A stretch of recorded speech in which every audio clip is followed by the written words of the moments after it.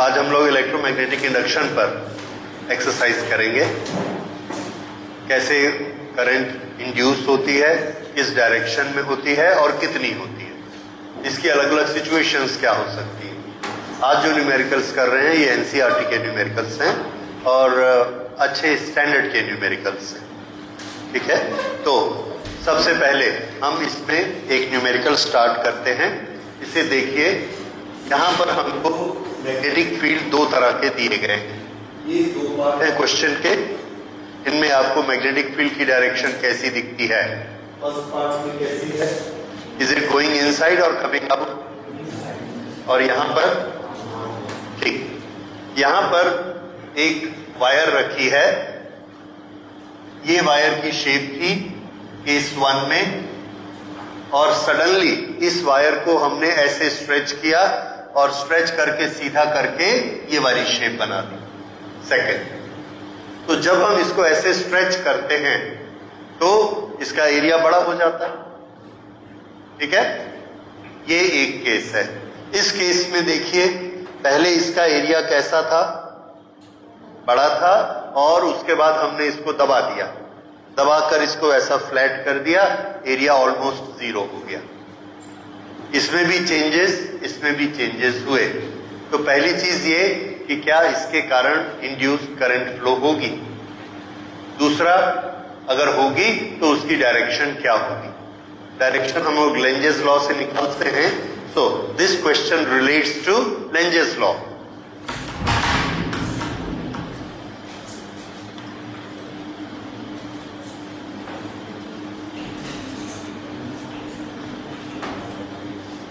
हाँ,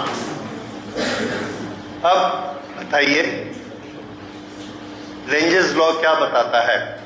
आंसर है, Lenz's law हमको बताता है कि करंट उस डायरेक्शन में फ्लो होगी जो कि चेंज को अपोज कर सके। तो पहले चेंज देखते हैं। ये वाला, ये वायर जब इस शेप में आएगी तो इसके अंदर मैग्नेटिक फ्लक्स में चेंज होगा कि नहीं होगा। होगा, क्योंकि मैग्नेटिक फ्लक्स का फॉर्मूला होता है B × A, magnetic field multiplied by area. और जब हम इसको ऐसे फैलाएंगे तो इसका एरिया बढ़ जाएगा, तो इसके अंदर आने वाली जो मैग्नेटिक लाइंस हैं वो बढ़ जाएगी और मैग्नेटिक फ्लक्स बढ़ जाएगा। किस डायरेक्शन में ये मैग्नेटिक फ्लक्स बनेगा, अंदर जाता हुआ कि बाहर आता हुआ। अंदर जाता हुआ मैग्नेटिक फ्लक्स बढ़ जाएगा। अगर अंदर जाता हुआ मैग्नेटिक फ्लक्स बढ़ेगा तो ये वायर क्या कोशिश करेगी, बताइए, किस तरफ का मैग्नेटिक फील्ड ये बनाएगी, अंदर जाता हुआ कि बाहर आता हुआ। बाहर आता हुआ बनाएगी। वेरी गुड, ये कंसेप्ट सबका बिल्कुल ठीक है।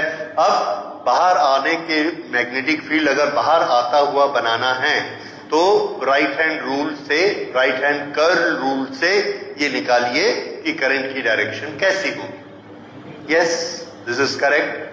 अगर बाहर मैग्नेटिक फील्ड लाना है तो इसको हम ऐसे कर्ल बनाएंगे और ये मैग्नेटिक फील्ड की डायरेक्शन है, इसको बाहर कर देंगे। अगर ये बाहर है तो करंट कैसे जा रही है, एंटी क्लॉकवाइज। तो इसमें करंट कैसी फ्लो होगी, anti clockwise. Flux increase, therefore induced, therefore coil will make flux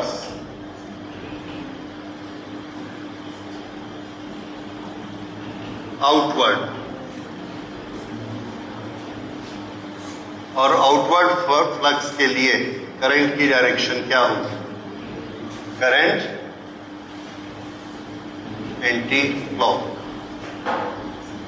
ये फर्स्ट का आंसर आ गया, the current will be anti clock. अब दूसरा, इसमें देखिए मैग्नेटिक फील्ड की डायरेक्शन किधर है, कमिंग आउट या गोइंग इन, कमिंग आउट। और जब हम इस सर्कल को दबाकर पतला करते हैं तो फ्लक्स कम हो रहा है कि ज्यादा, एरिया कम हो रहा है और फ्लक्स होता है B × A। अगर एरिया कम हो जाएगा तो उसके अंदर जाने वाला मैग्नेटिक फील्ड भी कम हो जाएगा। तो फ्लक्स कम हो जाएगा। अगर फ्लक्स कम होगा, किधर जाने वाला फ्लक्स है ये, बाहर आने वाला, अगर ये कम होगा तो कॉइल किधर फ्लक्स बनाएगी, हाँ वो क्या चाहेगी कि कम मत हो। अगर कम मत हो तो वो क्या करेगी, किधर फ्लक्स बनाएगी, बाहर की तरफ। और बाहर की तरफ फ्लक्स बनाने के लिए कैसी करंट चाहिए, फिर से बाहर की तरफ करंट वही है, this is again anti clockwise. तो जब हम इसको 1 को इस 2 सिचुएशन में ले जाते हैं तो फिर से इसमें करंट कैसी बनती है, anti clockwise. This is again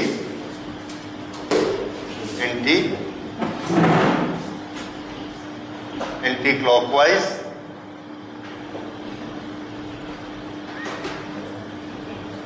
flux coming out decrease, therefore coil will make flux, make B coming out। ये कैसा भी बनाएगी, जो बाहर आएगी। तो इसलिए करंट कैसी हो जाएगी, एंटी क्लॉक, इसमें करंट आएगी। और इसमें भी हम पहले निकाल चुके हैं, ये भी कैसी आएगी, एंटी क्लॉक। ठीक है। A long solenoid with 15 turns per centimeter has a small loop of area 2 centimeter square placed inside the solenoid, normal to its axis. If the current carried by solenoid changes steadily from 2 ampere to 4 ampere in 0.1 second, what is induced EMF in the loop during this action? तो इसमें solenoid 15 turns per centimeter, there is a solenoid,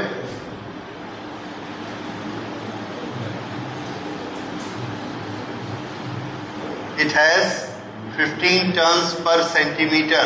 ये आपको क्या चीज दिया गया है, N is equal to 15 per centimeter, पर सेंटीमीटर। ठीक है। दूसरा, a small loop of area 2 centimetre square is placed inside the solenoid, और इस लूप को किस डायरेक्शन में रखा गया है, नॉर्मल टू इट्स एक्सिस। यहां पर इसकी एक्सिस ऐसे बनती है, लूप को इसके नॉर्मल रखना है तो लूप को ऐसा रखना है, दिस वे, ताकि इसके नॉर्मल रहे। और ये लूप, ये इसके अंदर एक लूप रखा, इस लूप की एक्सिस भी ऐसी होगी क्योंकि ये इसके नॉर्मल है। ठीक। इसका एरिया हमको दिया है 2 centimetre square.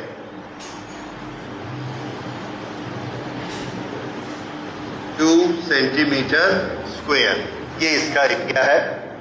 If the current carried by the solenoid change steadily from 2 to 4 ampere, I 2 to 4, 2 to 4 ampere, time taken, time 0.1 second, 0.1 second, this is the time taken। okay, ये इसके parameters हैं। And what you are suppose to find out, what is the induced EMF in the loop. ये loop में यहां पर कितना EMF बनेगा, EMF in the loop, ये हमको निकालना है।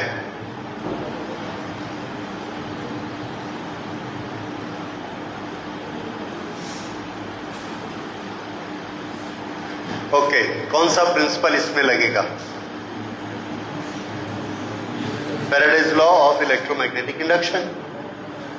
क्या कहता है वो, कि flux link to a coil change then EMF is induced. And what is formula for that induced EMF, minus D phi by D T. Phi के बहुत से फॉर्मूले जानते हैं हम। बेसिक फॉर्मूला क्या है फाई का? B इंटू ए। किसका ए लेना है? एरिया सोलेनॉइड का लोगे कि लूप का लोगे? लूप का लोगे, ठीक है। एंड एप्रोप्रिएट आंसर इज जिसका छोटा होगा उसका लेंगे। अगर ये लूप बाहर में बड़ा होता तो एरिया किसका लेते? सोलेनॉइड का। लूप अंदर में है तो एरिया किसका लेंगे? लूप का, ठीक है। उससे फ्लक्स निकलता है। अब B किससे बनता है? देखिए flux is equal to B into A. B किससे बनता है?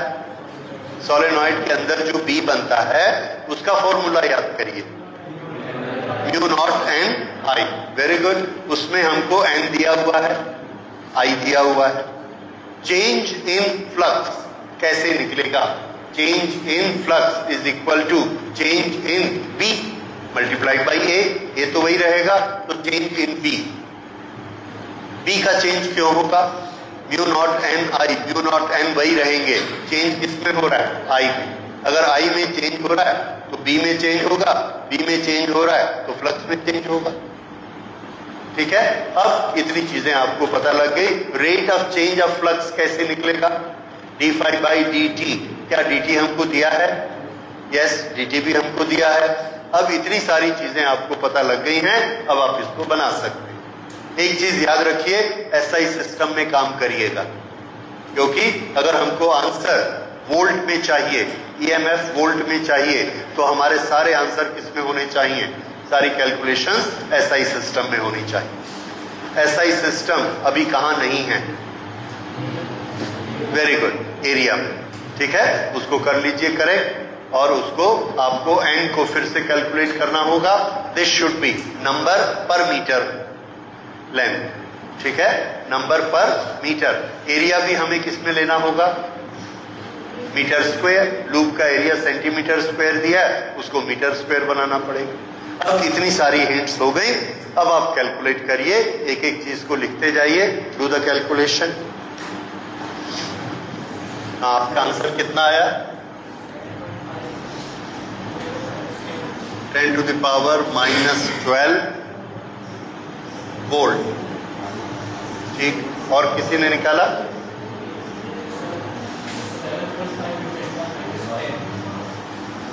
आपका आता है 7.5 into 10 to the power minus 10। और कोई? आपने बनाया कितना? हाँ बोलो।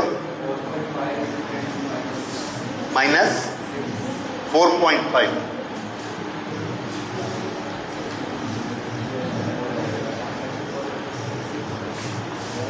आप लोगों में से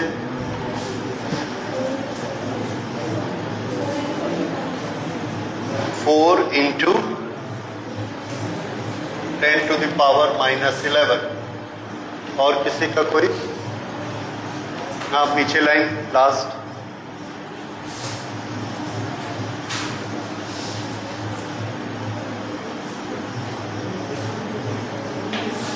सबका हो गया?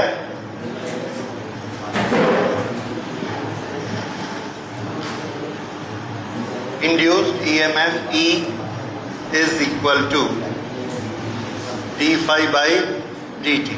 ये हमारा फॉर्मूला है। This is equal to minus change in d by dt of B into A. This is equal to dB by dt into A. A into dB by dt. dB by dt. This is equal to minus A D B. B है mu naught n I, so this will be mu naught n I 2 minus mu naught n I 1। बाद की current पहले की current divided by dt। This is equal to minus a mu naught n I2 minus I1 divided by dt। अब हम वो वाले parameters में पहुंचे हैं जो हमको दिया गया है। देखिए, एरिया ऑफ द कॉइल जिसमें EMF बनना है उसका एरिया है 2 सेंटीमीटर स्क्वायर। तो we will write it -2 into 10 to the power -4। -4 everybody agree? Centimetre square, centimetre से मीटर -2 स्क्वायर हुआ -4 into mu naught. Mu naught कितना लेना बोलिए? 10 to the power -7। वो वैल्यू होती है म्यू नॉट अपॉन 4 पाई की। तो म्यू नॉट की वैल्यू क्या होगी? Yes, 10 to the power -7 into 4 pi. This is value of mu naught. इसके बाद n, number of turns per metre for the solenoid 15 in 1 centimeter. Then how much will be in 1 meter? 1500। फिर से 15 पर centimetre है और SI system में क्या होना चाहिए? पर मीटर। तो अगर 1 सेंटीमीटर में 15 है तो 1 मीटर में कितना होगा? 1500। So here we will write it n 1500। I2 minus I1. What was the current afterwards? If the current steadily from 2 to 4. So what is the final value? 4. And what is the initial value? 2. ये आ गया।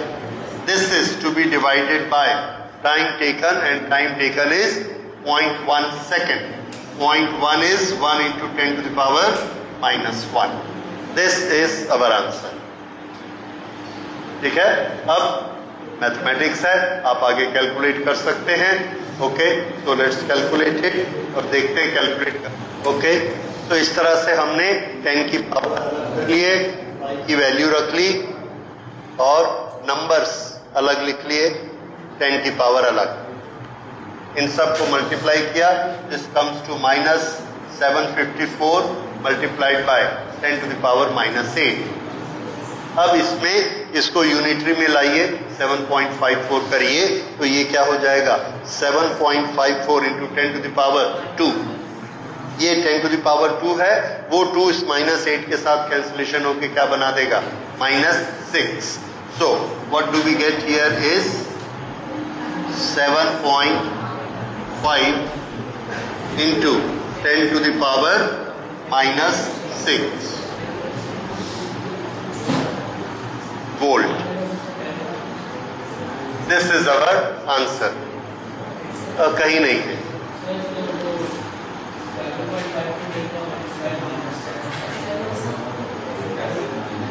7.5 754 है, इसको हम ऐसे लिखते हैं 7.54। तो मुझे इसे क्या लिखना चाहिए 754 बनाने के लिए? ये 754 को ऐसे लिखा जा सकता है, this is to be multiplied with. देखिए, अब क्लास 8 की मैथ्स मत करिए यहाँ, ठीक है? So this is -7.5 into 10 to the power -6 volt.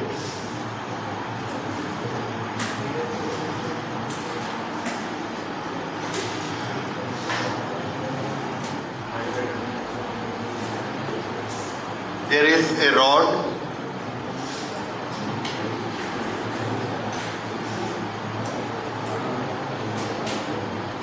a 10 meter 1.0 meter long, 1.0, and is rotating with angular frequency 400 radian per second.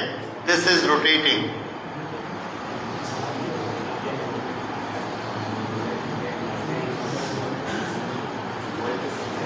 Angular frequency 400 radian per second, angular frequency 400 radian per second SI system में है।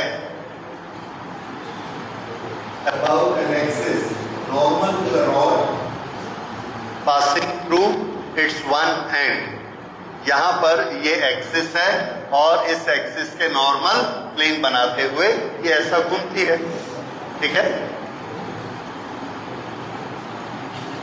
It is in contact with a circular metallic ring. ये एक circular metallic ring है और ये इस metal के contact में रहती है।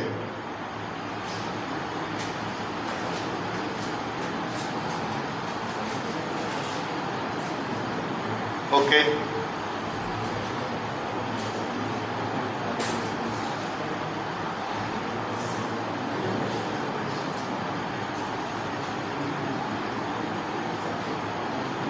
magnetic field everywhere is 0.5 Tesla.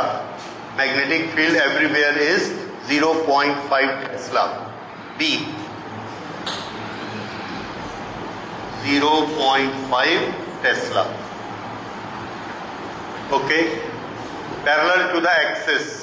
ये जो एक्सिस की डायरेक्शन है, ये एक्सिस की डायरेक्शन इसके पैरेलल है, ठीक है। EMF developed between center and the ring.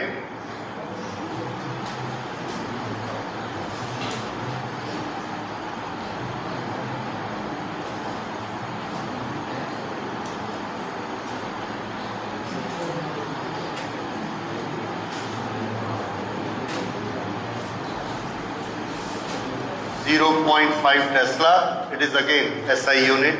B is given, omega is given, and length of the rod, that is also given. These are the three required quantities and we have to find out EMF between this point and this point. ये point इसके साथ है तो हम कह सकते हैं this will be EMF between center and the ring. ये EMF हमको निकालना है। Okay, now remember the formula.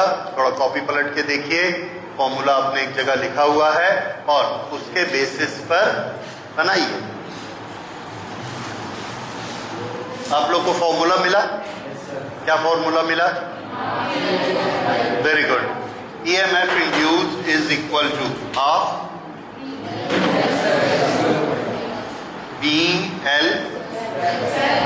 BL square omega, half BL square omega. ये फॉर्मूला आया। ओके, इसमें हमें क्या क्या पता है? सब पता है। ओके, वैल्यू रख दीजिए। हाफ B की वैल्यू कितनी रखेंगे? 0.5। L की वैल्यू 1 और ओमेगा की वैल्यू 400। यहां कोई बैठा था?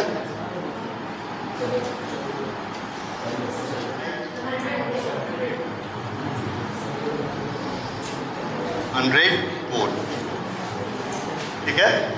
ओके, सो ये इस EMF आया।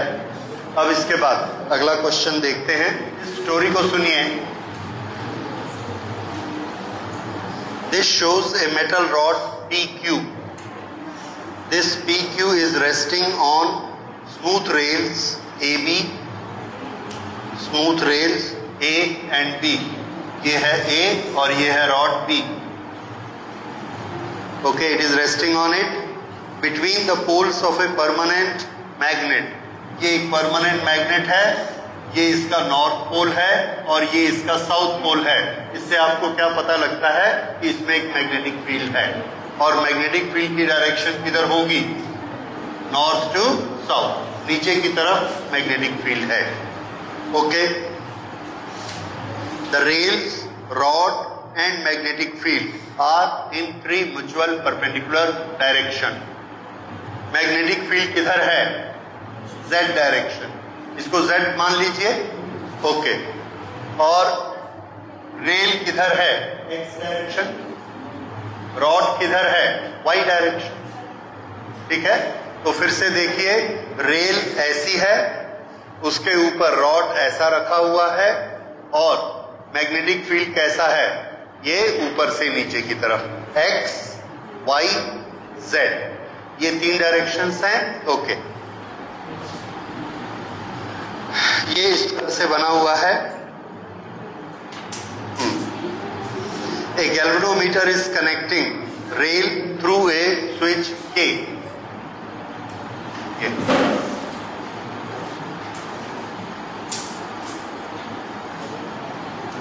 Length of the rod is 15 centimeter. Length of rod 15 centimeter. Magnetic field B is equal to 0.5 Tesla. B is equal to 0.50 Tesla. Resistance of the closed loop containing the rod 9 milli ohm. ये वाला loop जो दिख रहा है this इस पूरे का resistance कितना है? इनका रेसिस्टेंस है 9 मिली ओम, 9.0 मिली ओम, ये इसका रेसिस्टेंस है। ओके, उसके बाद फील्ड यूनिफॉर्म है, राइट। अब इसके बाद हमारे क्वेश्चन सुनिए। Suppose K is open and the rod moves with a speed of 12 centimeter per second in the direction shown. ये रॉड इधर ऐसे मूव करता है और इसकी वेलोसिटी हमको दी गई है 12 सेंटीमीटर पर second.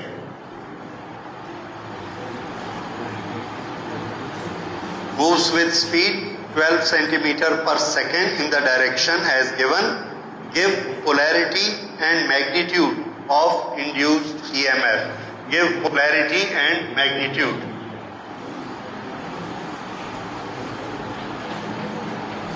Polarity and magnitude of induced EMF. और ये जो K है स्विच, इसके बारे में पहले क्वेश्चन में क्या दिया गया है? K is open. अगर K ओपन है तो क्या इसमें करंट फ्लो हो सकती है?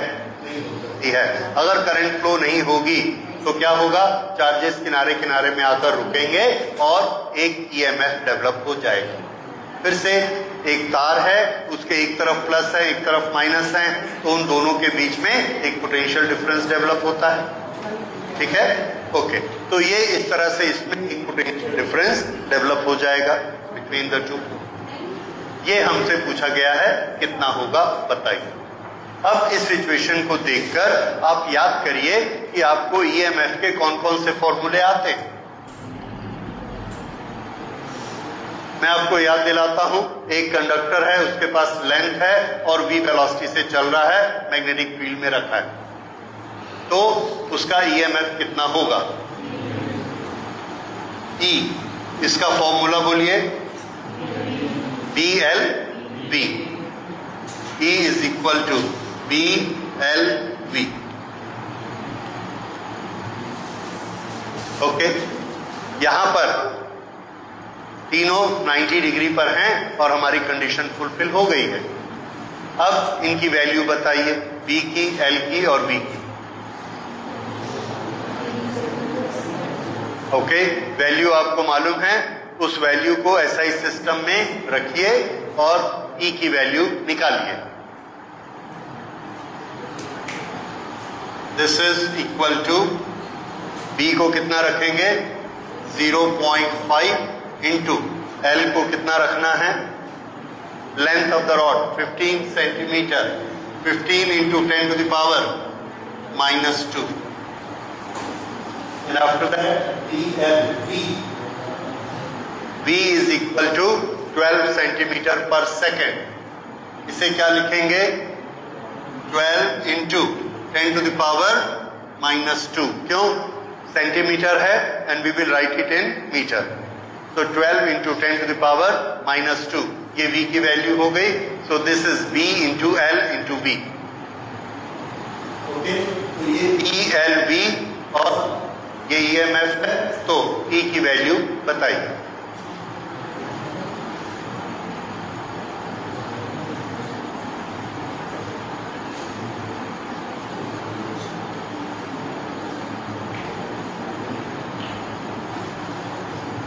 90 into 10 to the power minus 4. This is 9 into 10 to the power minus 3. So answer is 9 millivolt. 10 to the power 3 के लिए क्या यूज करेंगे? मिली. तो दिस इज 9 millivolt. ये 9 millivolt, इसके अक्रॉस पोटेंशियल डिफरेंस आ गया और ये यहां से कनेक्ट है और ये यहां से कनेक्ट है. तो इन दोनों के बीच पोटेंशियल डिफरेंस आ गया 9 millivolt. अब इनका जो अगला क्वेश्चन था इसी के साथ, वो ये था, give the polarity and magnitude. अभी हमने मैग्नीट्यूड निकाला, अब आपको पोलैरिटी बतानी है. पोलैरिटी, ये जो K के दो एंड्स हैं, इसमें कौन एक प्लस है और कौन माइनस है. यहां पर प्लस माइनस लगाना है प्रॉपर. कैसे लगाएंगे?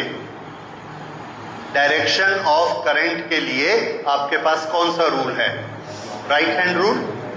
राइट हैंड रूल यहां लगाते हैं इस पे, और इसमें आप निकाल के मुझे बताइए कि करंट P से Q जाएगी या Q से P जाएगी. बस उतना ही. P से Q या Q से P. मैग्नेटिक फील्ड किधर है? नीचे की तरफ. ये नीचे की तरफ मैग्नेटिक फील्ड है और वेलोसिटी किस तरफ है? x की डायरेक्शन में वेलोसिटी है नीचे, और ये x की डायरेक्शन में वेलोसिटी है. तो करंट कैसी जाएगी? बाहर से अंदर की तरफ. मिला? देखिए सब करके. इधर वेलोसिटी रखनी है, मैग्नेटिक फील्ड नीचे रखना है. वेलोसिटी कौन दिखाता है? थंब. याद रखिए, राइट हैंड में इसमें कंफ्यूजन नहीं होना चाहिए. वेलोसिटी थंब दिखाएगा, मैग्नेटिक फील्ड नीचे है, वेलोसिटी इधर है, और ये इस तरफ. तो करंट की डायरेक्शन Q से P मिली या P से Q? Q से P. ये सबको क्लियर होना चाहिए. सब हाथ सेट करके देख लीजिए. ये आना चाहिए नीचे, अंगूठा इस तरफ. देखो बीच में अंगूठा इस तरफ. हाथ को ऐसा घुमाइए कि अंगूठा बाहर चला जाए. घुमाइए हाथ को. नहीं घूमेगा. थोड़ा इधर साइड ले जाके ऐसा घुमाइए. देखो अंगूठा इधर आएगा. ऐसा साइड में करो. P नीचे, अंगूठा इस तरफ. तो फिंगर अंदर की तरफ दिखाएगी. बना? बना आप लोगों से? करो. हाँ ये ठीक है. अभी भी नहीं बना. P नीचे करना है. हाँ अरे आप लोग ठीक से करिए भाई, ऐसे नहीं. तो ये सब ने देखा. P नीचे रखेंगे, अंगूठे को घुमा के इधर ले आएंगे, तो करंट कहाँ गई? अंदर की तरफ. तो करंट Q से P. अब करंट अगर Q से P जाती है तो यहां पर K पर कौन सी पोलैरिटी डेवलप होगी? ये हम लोगों ने पिछली बार बहुत डिस्कस किया है.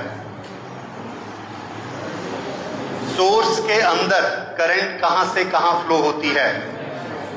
Minus two plus. अभी चार्जेस कहां से कहां जा रहे हैं? Q से P. पॉजिटिव चार्जेस Q से P जाएंगे. बढ़ते बढ़ते बढ़ते वो मुझे बताइए किस एंड पर पहुंचेंगे? 1 पर कि 2 पर? 2. तो 2 में कौन इकट्ठा हो जाएगा? Positive charges. क्यों? क्योंकि करंट की डायरेक्शन आपने ऐसी निकाली. ये ऐसे गए, ये ऐसे गए. करंट की डायरेक्शन किसकी डायरेक्शन होती है? पॉजिटिव चार्जेस की. तो पॉजिटिव चार्जेस ऐसे गए, यहां जाकर इकट्ठे हो गए, और ये पॉजिटिव चार्जेस इधर से ऐसे आए हैं, तो यहां फिर क्या बच जाएगा? नेगेटिव. और यहां क्या हो गया? Positive. So this is the polarity, minus and plus. Is this point clear? Okay. ये इनका फर्स्ट पॉइंट हो गया. अब सेकेंड सुनिए. Is there an excess charge built up at the ends of the rods when K is open? जब K open है तो क्या यहां पर एक्सेस चार्ज आएगा?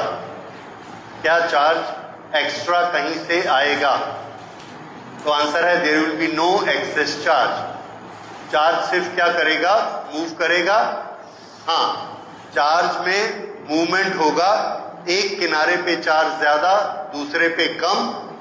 और total same, so the total will be same. Is there an excess charge built up at the ends of the rods when K is open? तो at the ends excess होगा, at the ends excess होगा, पर पूरे rod में सम उतना का उतना ही रहेगा. Is this point clear? So at the ends there will be excess जब तक मोशन होता रहेगा और नेट चार्ज जीरो रहेगा, क्योंकि एक तरफ प्लस डेवलप होगा और एक तरफ माइनस डेवलप होगा. C, with K open and the rod moving uniformly there is no net force on the electrons in the rod P Q even दो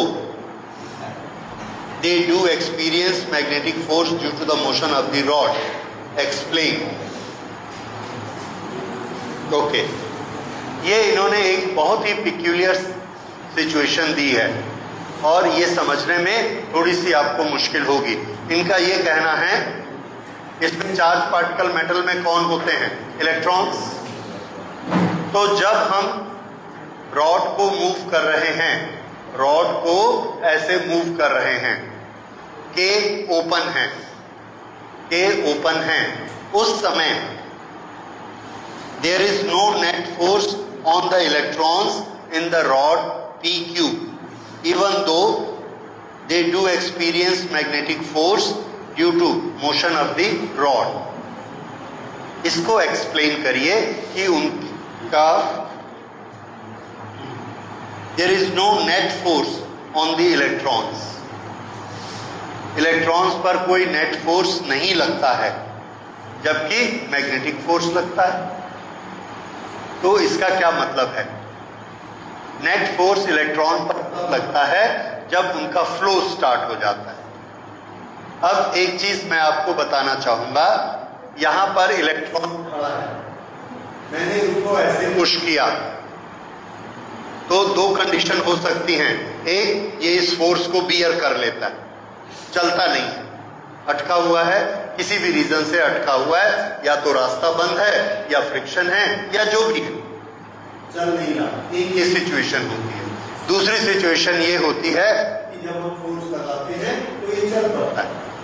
अगर ये चल पड़ा तो उसका मतलब उस पर नेट फोर्स है. हमारा मैकेनिक्स हमको क्या सिखाता है? लॉज ऑफ मोशन, कि मोशन के साथ कौन इन्वॉल्व होता है? Net force. कोई भी ऑब्जेक्ट कब मूव करेगा? जब उस पर नेट फोर्स होगा. यहां पर हमने के को ओपन किया हुआ है. अगर हमने के को ओपन किया है तो क्या करंट फ्लो हो सकती है? करंट फ्लो नहीं होगी. तो क्या इलेक्ट्रॉन मूव करेंगे? इलेक्ट्रॉन मूव नहीं करेंगे. अगर इलेक्ट्रॉन मूव नहीं करेंगे तो क्या उस पर नेट फोर्स है? नहीं है. सो नेट फोर्स नहीं है.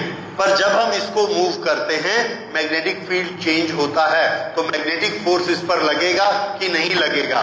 तो हमारा आंसर है लेंजेस लॉ ये कहता है कि मैग्नेटिक फोर्स लगेगा. तो जब ये इलेक्ट्रॉन मूव कर रहे हैं तो मैग्नेटिक फोर्स लगेगा, नेट फोर्स नहीं लगेगा, इसलिए इलेक्ट्रॉन मूव नहीं कर रहे हैं. जैसे ही हम के को क्लोज कर देंगे फिर क्या होगा? The magnetic force will convert into net force, और नेट फोर्स के कारण इलेक्ट्रॉन चलने शुरू कर देंगे. सिचुएशन समझ में आई? इन्होंने लिखा है, अब सुनिए, with K open and rod moving uniformly there is no net force on the electrons in the rod PQ even though they do experience magnetic force due to motion of the rod. Explain it. तो हम कैसे explain करेंगे? Due to motion of the rod, a magnetic force act on the electrons according to Lenge's law, according to Faraday's law. This is correct. Number 2, since the circuit is open, the current is not flowing. If the current is not flowing, then the electrons are not moving. ठीक है? So the electrons are not moving. If the electrons are not moving, that means there is no net force. So on the electrons there is no net force, but there is magnetic force. जैसे हमने एक scooter पे बहुत force लगाकर रखा हुआ है, लेकिन स्कूटर चल नहीं रहा है, तो हमने फोर्स लगाया है कि नहीं लगाया? लगाया। अब उस स्कूटर के आगे से हमने पत्थर हटा दिया, अब क्या होगा? अब वो चलेगा, क्योंकि हमारा फोर्स नेट फोर्स में कन्वर्ट हो गया। पहले वो नेट फोर्स नहीं था, हमारा फोर्स लग रहा था, उसको पत्थर का रिएक्शन कैंसिल कर रहा था, there was no net force. अब हमने पत्थर हटा दिया, अब हमारा फोर्स ही क्या बन गया? Net force, it keeps on moving. ये सिचुएशन थोड़ा सा समझ में आ रही है? जब के ओपन है तो रास्ता बंद है, रास्ता बंद होने से मैग्नेटिक फोर्स आप लगा लीजिए, इलेक्ट्रॉन नहीं चल पाएगा, रास्ता बंद, नेट फोर्स में कन्वर्ट नहीं हुआ। जैसे ही हमने के को क्लोज किया, रास्ता खुल गया, पत्थर हट गया रास्ते का, अब चलना शुरू हो गया, क्योंकि हमारा मैग्नेटिक फोर्स ही किस में कन्वर्ट हो गया? Net force, it keeps on moving. Okay, इसका नेक्स्ट पार्ट नंबर डी सुनिए। What is retarding force on the rod when K is closed?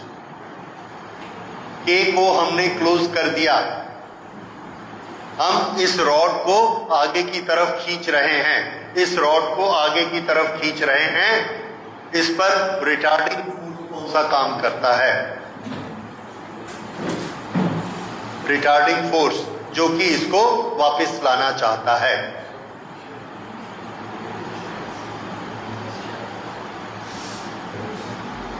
Okay, अगर हम K को बंद करते हैं तो डायरेक्शन ऑफ करंट किधर है?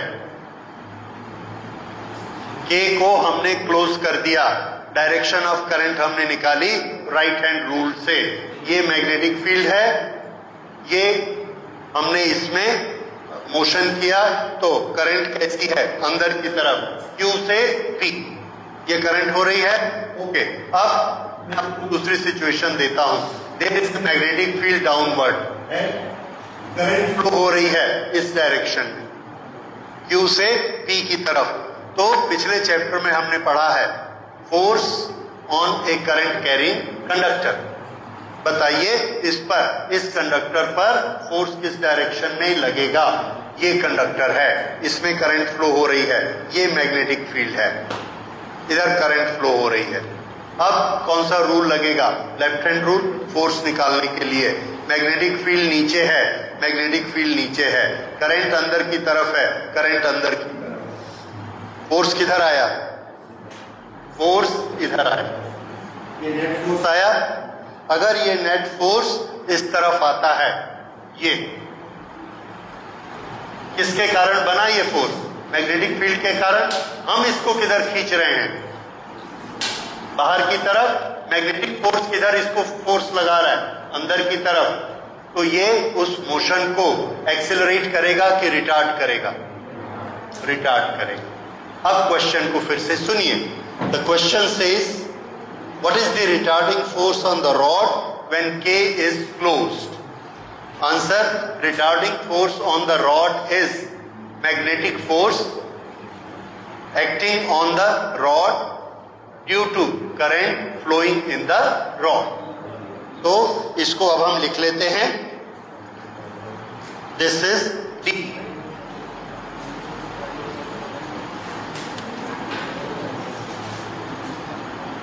ओके, बारी बारी से सभी आंसर लिख लेते हैं।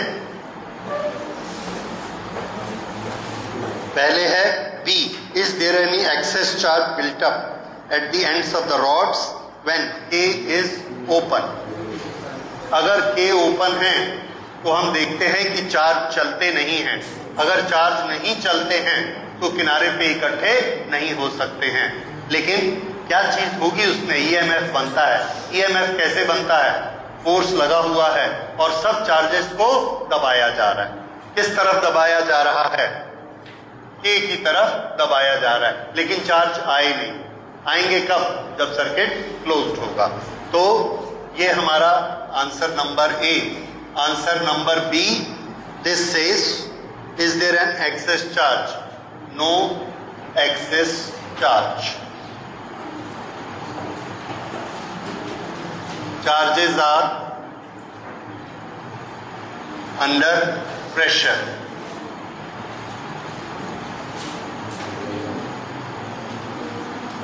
Okay, C, with K open and the rod moving, there is no net force on the electron in the rod, even though they do not experience magnetic force. Due to motion of, even they feel magnetic force. See, on electrons,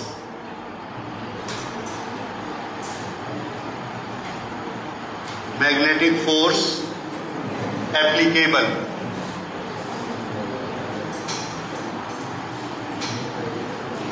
due to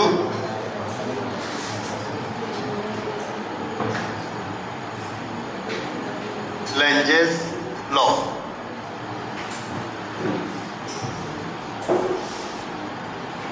No net force since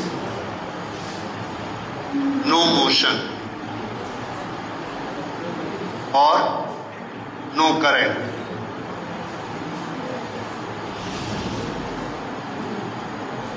D. How much power is required? No, D. What is the retarding force on the rod? Retarding force कौन सा होगा? Retarding force is magnetic force due to current flow in rod QP. ये retarding force बना जब current flow होगी तो उसमें magnetic force बनेगा. How much power is required by an external agent to keep the rod moving at the same speed. अगर हम इस स्पीड में इस रॉड को चलाए रखना चाहते हैं तो हमको कितनी पावर चाहिए? ओके, पावर का फॉर्मूला हमने पढ़ा हुआ है. Power is equal to V into I. तो पावर कैलकुलेट करते हैं. देखिए, पावर रिक्वायर्ड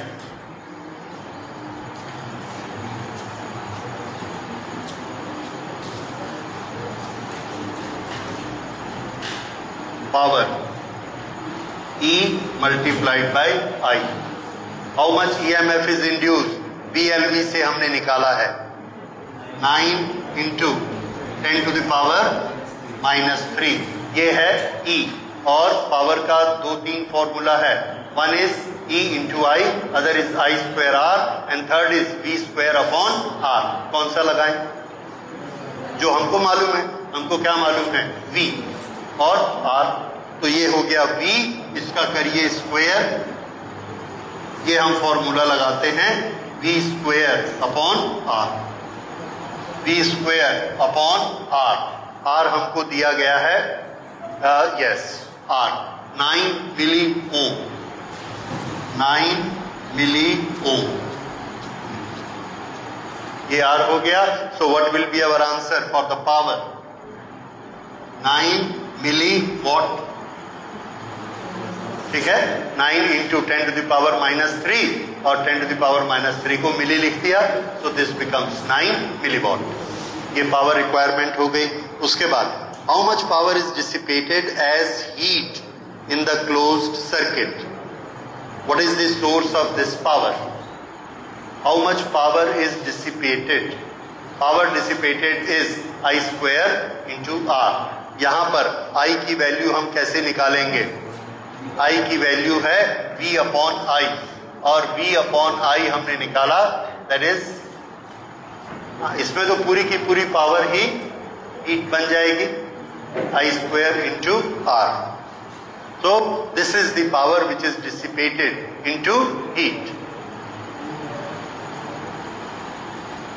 Okay.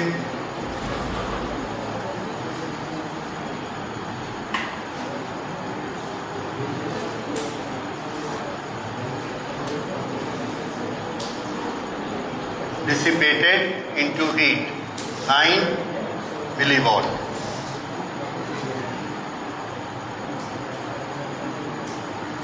Okay.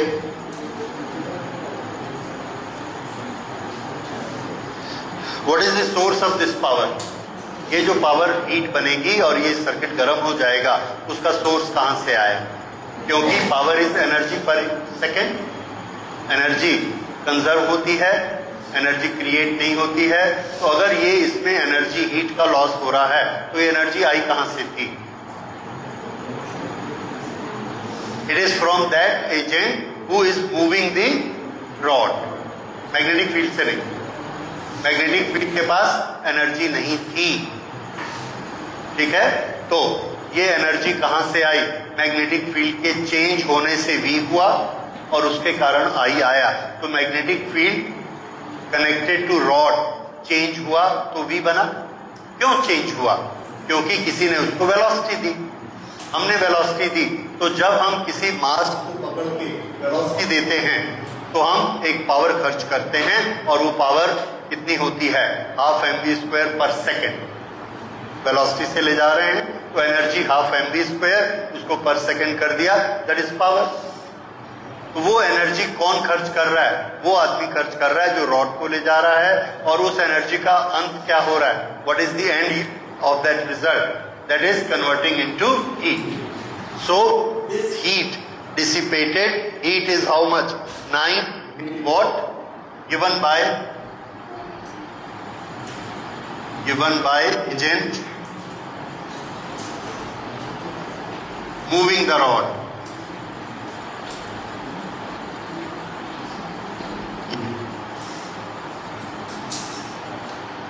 और उसके बाद लास्ट के बाद है जी, what is the induced EMF in the moving rod if the magnetic field is parallel to the rails instead of being perpendicular? यहां पर ये जो मैग्नेटिक फील्ड अभी ऐसे है, अगर इस मैग्नेटिक फील्ड को ऐसे कर दिया जाए, ये ऐसे, तो EMF कितना होगा? Very good. क्या फॉर्मूला लगाया आपने?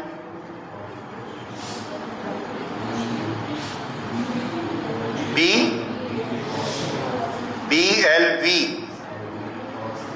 Sine theta cos theta.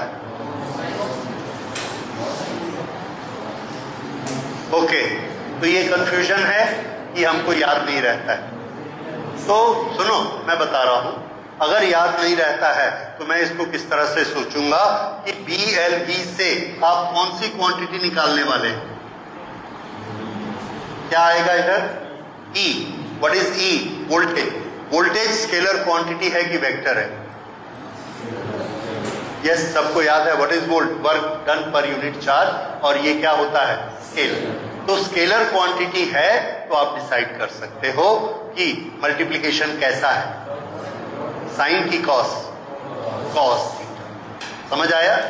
क्योंकि कॉस थीटा वाला मल्टीप्लिकेशन किसके लिए यूज होता है? स्केलर के लिए। और साइन थीटा वाला वेक्टर प्रोडक्ट के लिए। तो ये एक स्केलर क्वांटिटी है। This is just a hint कि ये उससे हमको मिलेगा। So this is BLV cos theta and this से अभी बताइए, अगर ये BLV cos थीटा है तो ये थीटा कितना होगा? 90। कहां से हुआ 90? दोनों को तो हमने पैरेलल कर दिया।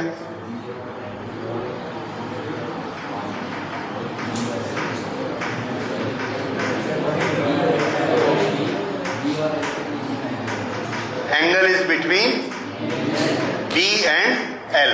ओके, तो ये B और L कहां है?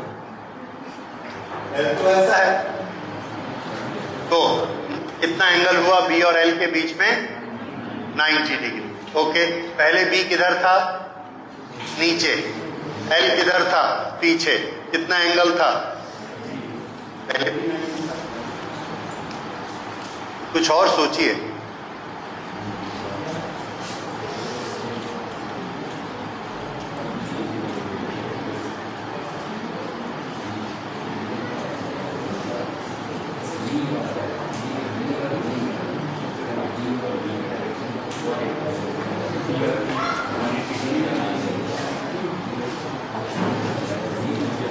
Induced EMF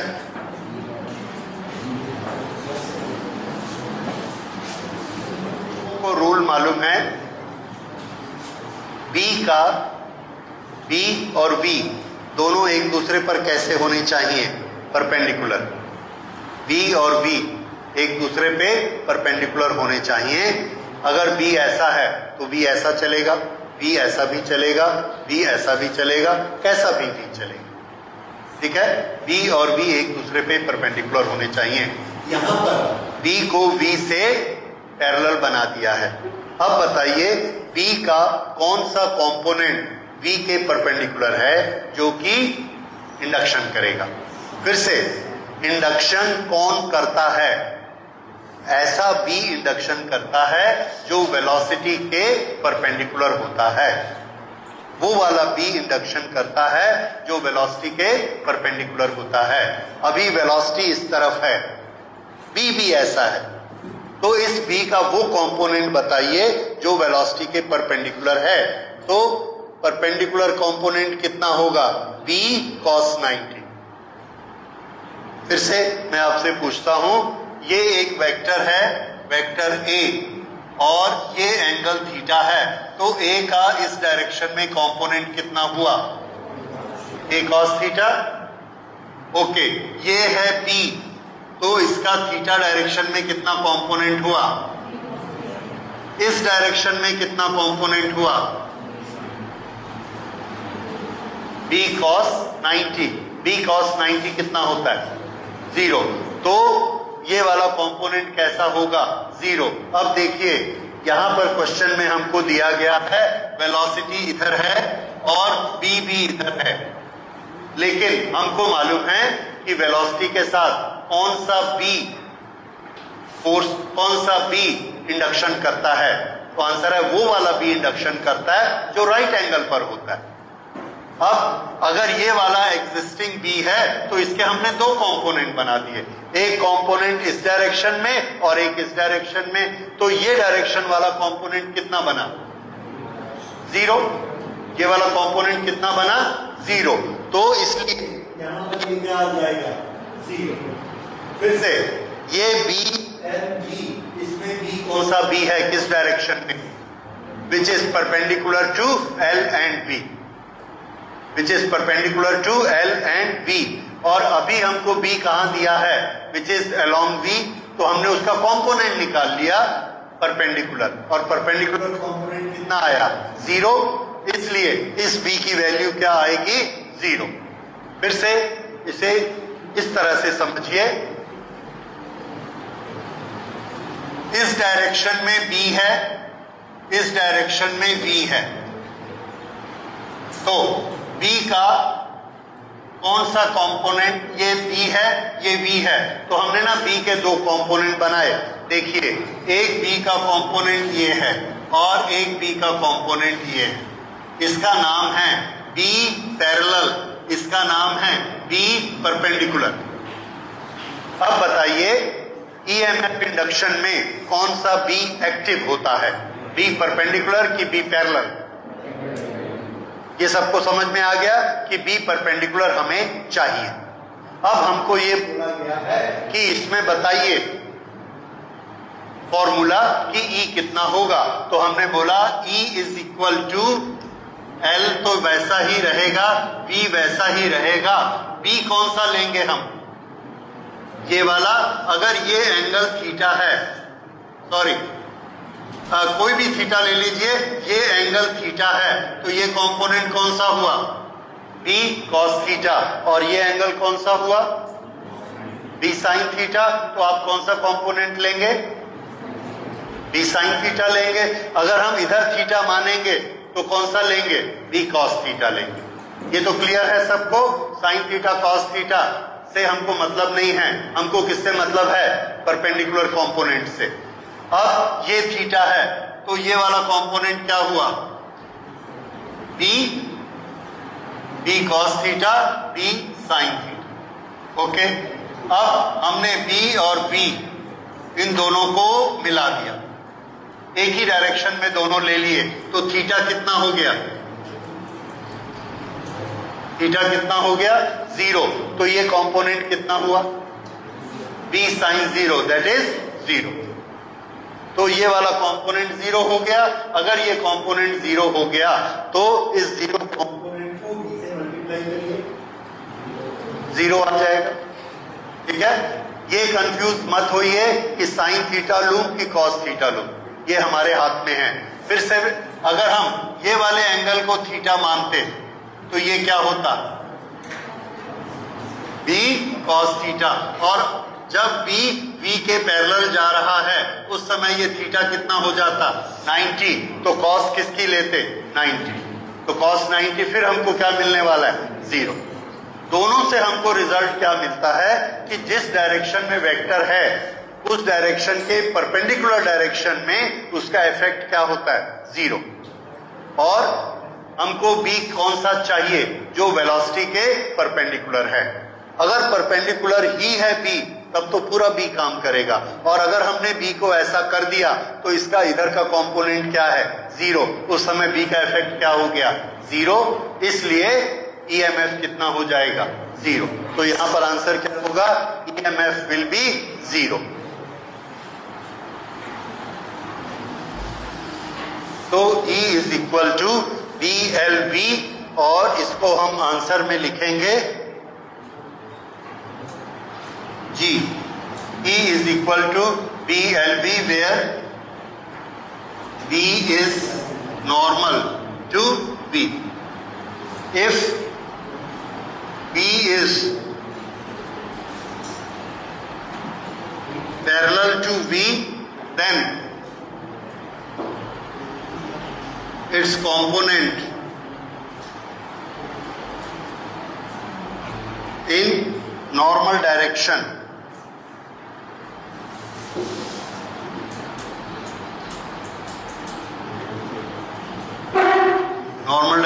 to V is 0. Therefore, E is equal to 0. क्योंकि नॉर्मल का भी 0 हो जाएगा, इसलिए E की वैल्यू 0 हो जाएगी। So, this was one question of NCERT, that is 6.14. इतने सारे कंसेप्ट ये हमको क्लियर कर देता है, राइट? तो ऐसे और भी अच्छे अच्छे क्वेश्चंस हैं, and we would like to do that. देखते हैं, टाइम मिलेगा तो हम करेंगे उसको, ठीक है? कल आप लोगों को टेस्ट के लिए आना है।